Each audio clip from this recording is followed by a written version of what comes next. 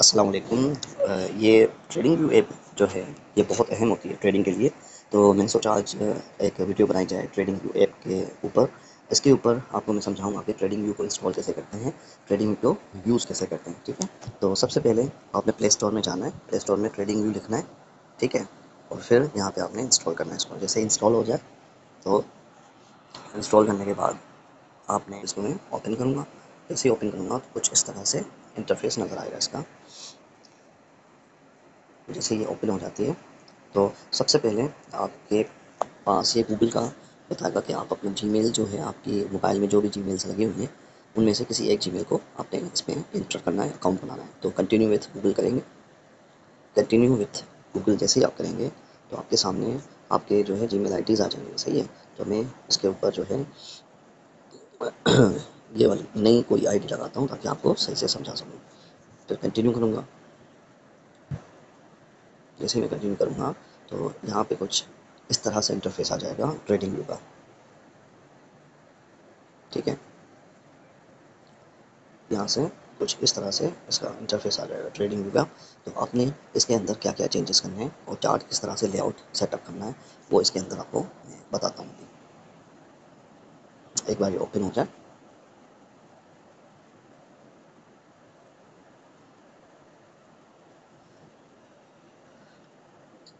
तो आपके पास कुछ सेक्शंस आ जाते हैं इंडाइसिस के। ट्रेडिंग व्यू है क्या? ट्रेडिंग व्यू किसी भी स्टॉक, किसी भी करेंसी जो है उसको जो है ट्रैक करने का ऐप है कि आप उसका पास्ट डेटा चार्ट के थ्रू देख सकते हैं ईजिली। ठीक है, तो मेरे पास कुछ इस तरह से इंटरफेस आ जाएगा जो नया अकाउंट में क्रिएट करना तो। ठीक है, तो indices, stocks, futures, forex, crypto, ये 4-5 जो है सेक्शंस आ जाएंगे आपके पास। अब मैं चाहता हूँ कि इसको मैं हटा दूँ। ठीक है, तो इसको मैं हटाने की कोशिश करता हूँ कि एक बार ये हट जाए। रिमूव, इसके ऊपर आप जैसे ही हॉवर करेंगे, क्लिक करके रखेंगे तो रिमूव का बटन आ जाएगा। इसको आपने रिमूव करना है और डिलीट करना है। सही है, ये सेक्शन डिलीट हो गया। और इसको भी SPX 500 इसको आप रहने देंगे। S&P 500 क्योंकि क्रिप्टो में S&P 500 का भी अच्छा सा रोल है ताकि बंदा ट्रैक कर सके। तो इसको मैं हटा दूंगा नैस्डैक को।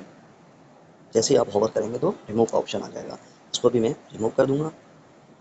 इसको भी मैं विक्स को भी मैं रिमूव कर दूंगा। ये स्टॉक्स हैं, स्टॉक्स का काम नहीं है। हाँ, डॉलर इंडेक्स DXY जो है ये डॉलर का इंडेक्स है, तो इसको मैं रहने दूंगा। फिर आते हैं स्टॉक्स के अंदर। स्टॉक में जो है ये जो है इसको मैं रिमूव कर दूंगा। इस सेक्शन को, एप्पल को भी रिमूव कर दूंगा। SP 500 जो है इसके अंदर अमेरिका की टॉप 500 कंपनीज आ जाती हैं, तो मुझे इनकी इंडिविजुअल कंपनीज़ की ज़रूरत नहीं है। टेस्ला हो गई, एप्पल हो गई। ठीक है, अब मैं आऊँगा फ्यूचर्स के सेक्शन में, इसको भी मैं रिमूव कर दूंगा। वन बाय वन इनको मैं रिमूव कर लूँगा। मैक्सिमम आप 30 स्टॉक्स इसके अंदर रख सकते हैं। गोल्ड को मैं रहने दूंगा, सिल्वर को मैं हटा दूंगा। ठीक है, अब आते हैं फॉरेक्स के अंदर। फॉरेक्स में USD JPY को मैं रहने दूंगा। ठीक है, बकाया हटा दूंगा। फॉरेक्स को भी हटा दूंगा सेक्शन को। अब मेरे पास क्रिप्टो का सेक्शन रह गया है। क्रिप्टो के सेक्शन को भी मैं यहाँ से रिमूव करके बिटकॉइन, BTC USD और BTC USDT और इथेरियम USDT को रखूँगा। ठीक है, अब मुझे क्रिप्टो का, क्योंकि मेरा काम क्रिप्टो में है तो मैं क्रिप्टो को सबसे पहले प्रेफरेंस रहना चाहता हूँ। तो उसको मैं क्या करूँगा, इसको सेलेक्ट करूँगा और फिर ऐड सेक्शन अबव कर दूँगा। ओके, इसको हटाता हूँ। इसको मैं add symbol move to top कर दूँगा इसको। ठीक है, तो ये सबसे पहले आ जाएगा BTC। इसको भी मैं मूव टू टॉप कर दूँगा। ठीक है, और इथेरियम को भी मूव टू टॉप कर दूँगा।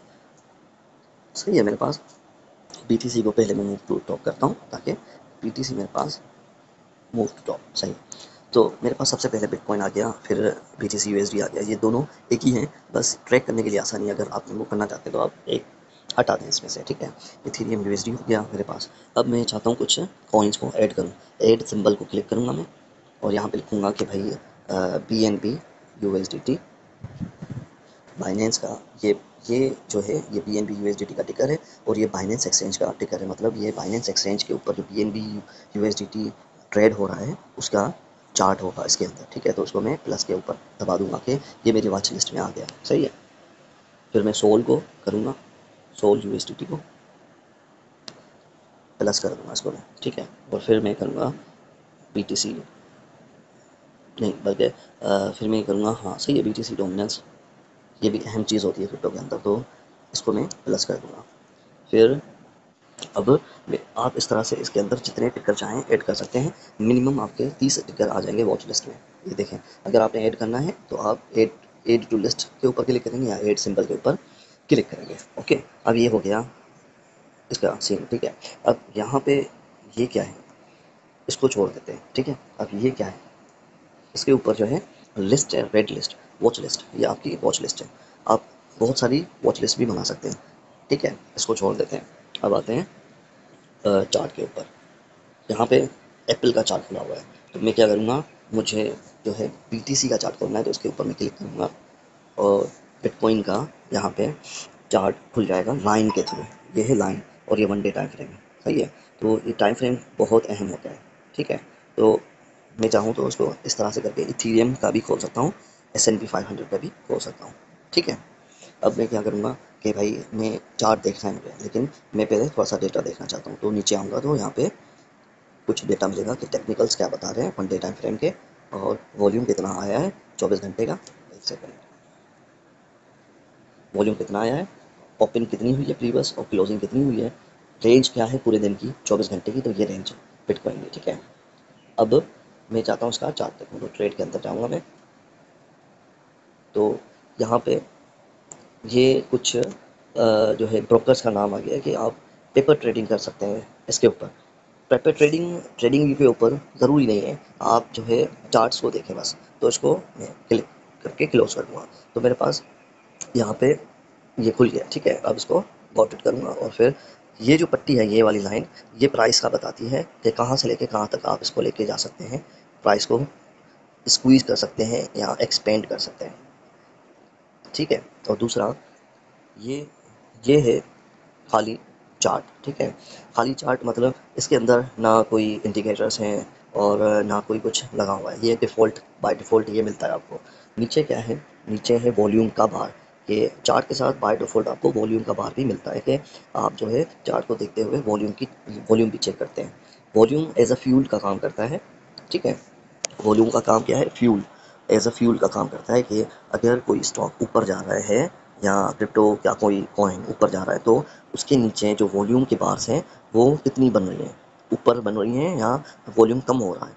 तो कम हो रहा है, इसका मतलब ये है कि जो है थोड़ा सा वीकनेस है ट्रेंड के अंदर, ठीक है। लेकिन इसके अंदर बिटकॉइन के अंदर वॉल्यूम सही है, इतना नहीं है, कम नहीं है, सही है, गुड है, ठीक है। अब ये कैंडल, ये जो आपके सामने ये जो खुल रहा है ना, ये ये एक एक दिन की कैंडल है। मतलब लोगों ने, ये पिछली जो कैंडल है ना, ये वाली इसके अंदर कल का पूरा डेटा है। मतलब लोगों ने यहाँ से लेके यहाँ तक कितनी बाइंग सेलिंग की और इस कैंडल की क्लोजिंग कहाँ हुई है और ओपनिंग कहाँ हुई है। ऊपर जैसे ही आप कैंडल के ऊपर क्लिक करेंगे तो ऊपर आपको यहाँ पे दिख जाएगा कि OHLC ओपनिंग कहाँ हुई है, हाई कहाँ बना हुआ है, इसका लो कितना बना हुआ है, क्लोजिंग कहाँ बनी हुई है, ठीक है। और जो है कितने परसेंटेज इसमें अगर ग्रीन कैंडल है तो कितने परसेंटेज इसमें पॉजिटिव वॉल्यूम आया है, 0.25% इस कैंडल के अंदर, ठीक है।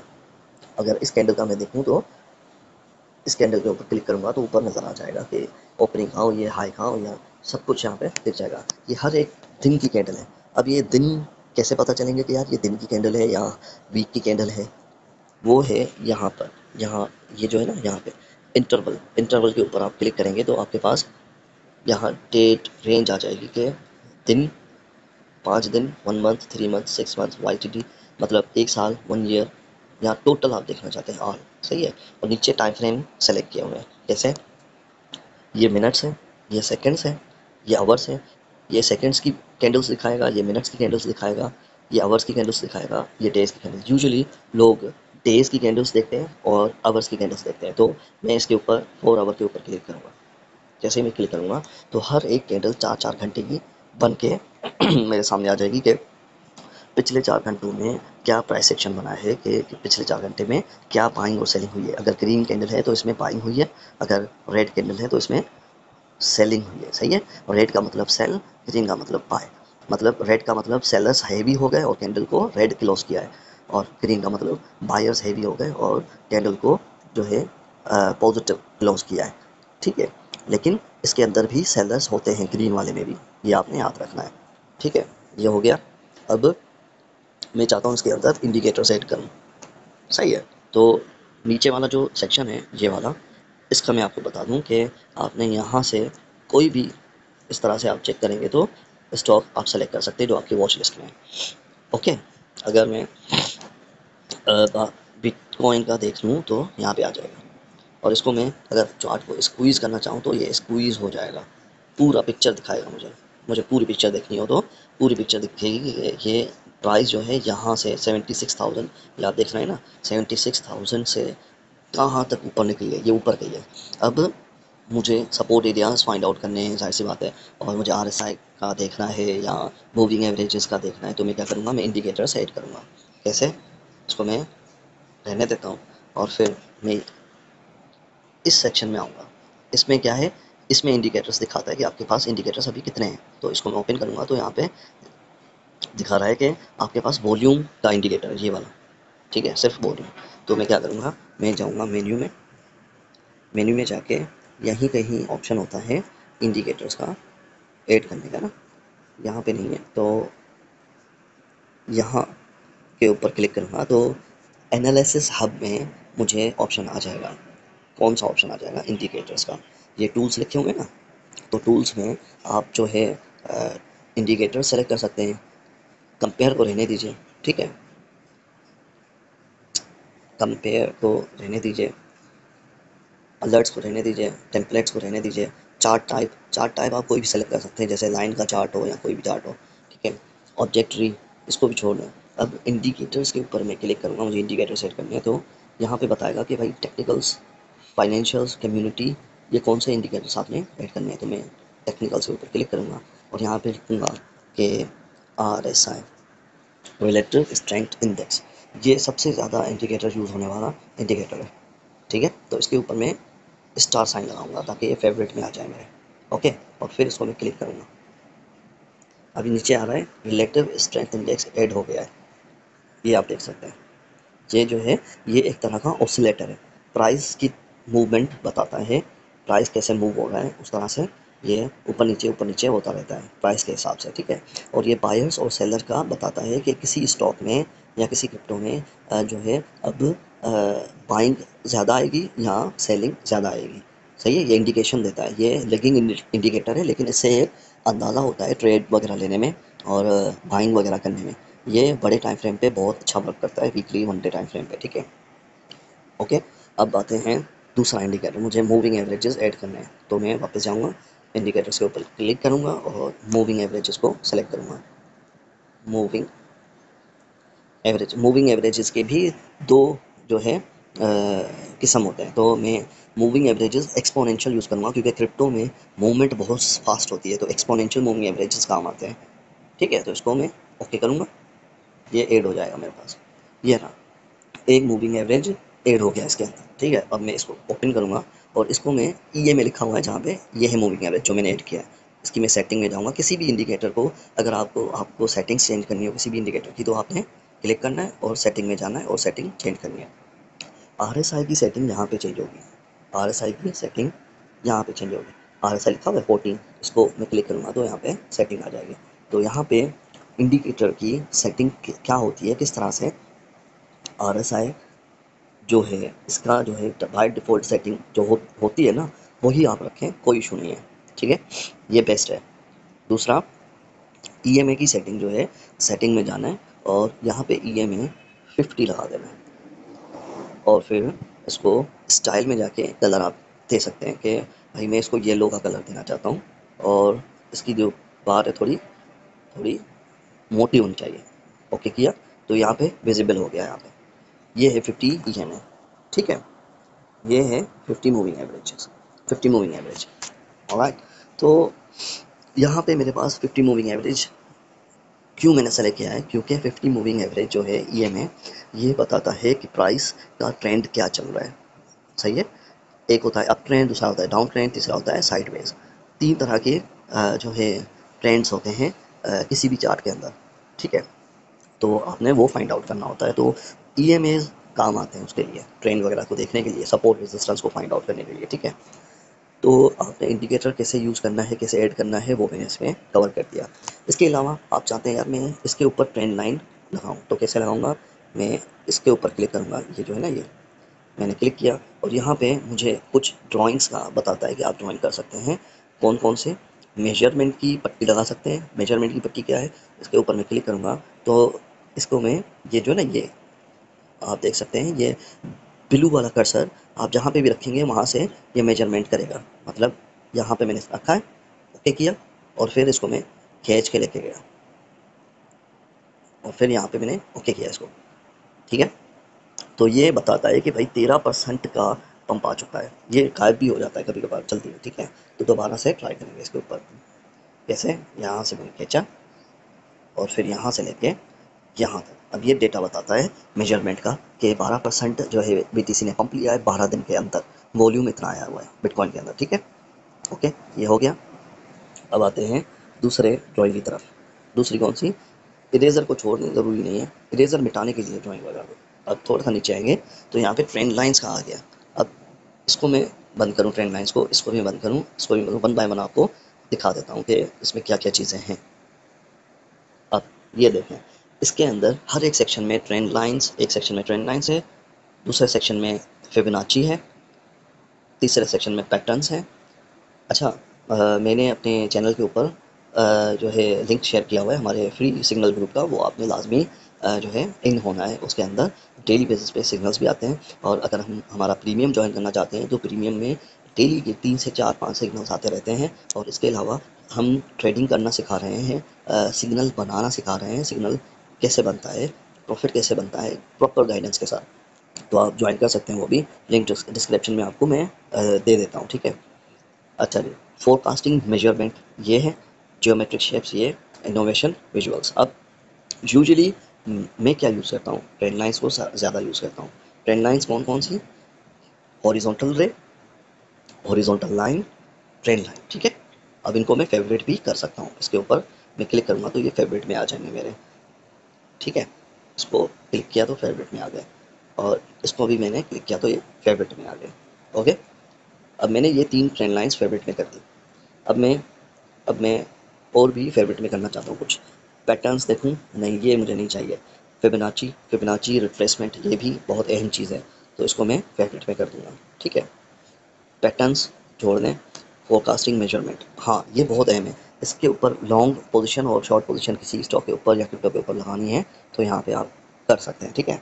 इसके साथ साथ जो है डेट एंड प्राइस रेंज, ये भी बहुत ज़बरदस्त चीज़ है, इसको भी मैं फेवरेट कर लूँगा, इसको भी मैं फेवरेट कर दूँगा, प्राइस रेंज को भी मैं फेवरेट कर दूँगा, ठीक है।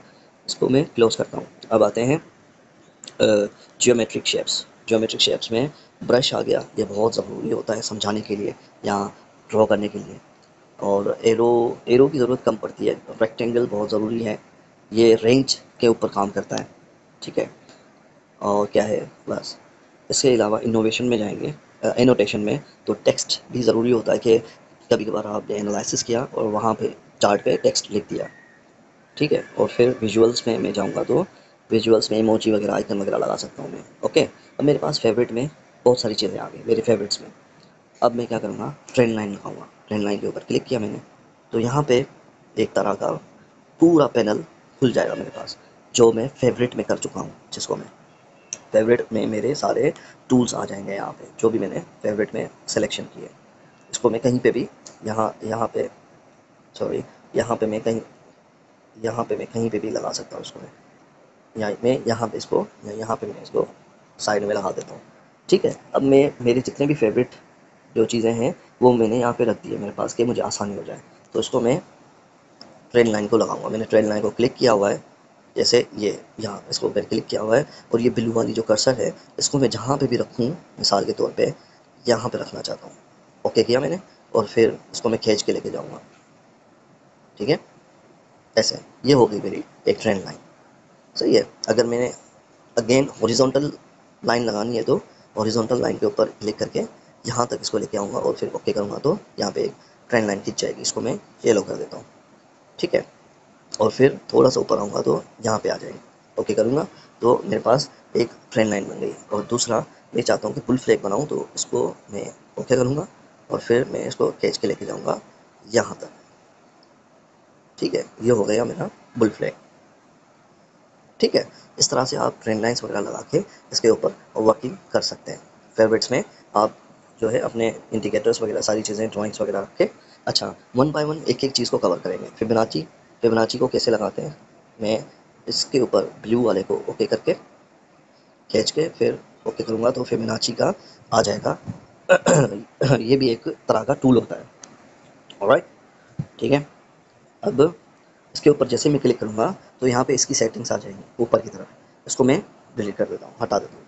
सही है, डिलीट का मतलब यहाँ से नहीं हटेगा, यहाँ पे ये पड़ा रहेगा। ऑलराइट, अब आते हैं डेट और प्राइस रेंज। ये रही। अब मैं चाहता हूँ कि मुझे पता चले कि कहाँ से कहाँ तक बिटकॉइन की मेजरमेंट हुई है। जैसे मेजर वाला वो था, उसी तरह से ये बताता है कि डेट्स कितनी हो गई है और कितना वॉल्यूम आ चुका है। ठीक है, 12 दिन 12 आवर्स पंपिंग को हो चुके हैं और 233 के का वॉल्यूम आ चुका है। ठीक है, इसके ऊपर मैं क्लिक करूँगा तो इसका मैं कलर भी आगे पीछे कर सकता हूँ। ठीक है, टेक्स्ट भी आगे पीछे कर सकता हूँ। ठीक है, और फिर इसको मैं डिलीट भी कर सकता हूँ। अब इसको मैं क्लिक करूँगा तो ये बताएगा एग्जैक्ट मेजरमेंट, ऊपर से लेके नीचे तक का पंप क्या हुआ है, यहाँ तक।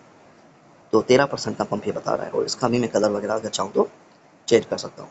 ऑलराइट, तो इस तरह से मैं कर सकता हूँ और इसको मैं थिक भी कर सकता हूँ, बोल्ड भी कर सकता हूँ। ठीक है, और इसको मैं हटा भी सकता हूँ। ये हो गया। अब आते हैं ब्रश की तरफ। ब्रश क्या है, ब्रश जो है मार्किंग पॉइंट्स को बताता है कि आपने मार्किंग पॉइंट्स कैसे मार्क करने हैं।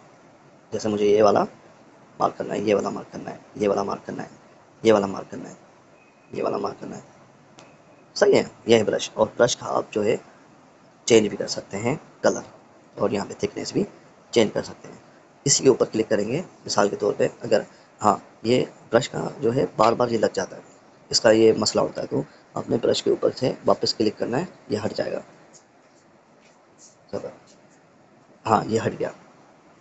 ठीक है, तो इसको मैं डिलीट भी कर सकता हूँ जो जो मैंने ड्राइंग बनाई है। ऑलराइट, ठीक है। अब इसके ऊपर मैं क्लिक करूँगा, इस पर्टिकुलर गोले को मैंने बड़ा करना है तो मैं कलर चेंज करूँगा इसका और फिर इसको 4 पे जाऊँ तो ये बड़ा हो जाएगा।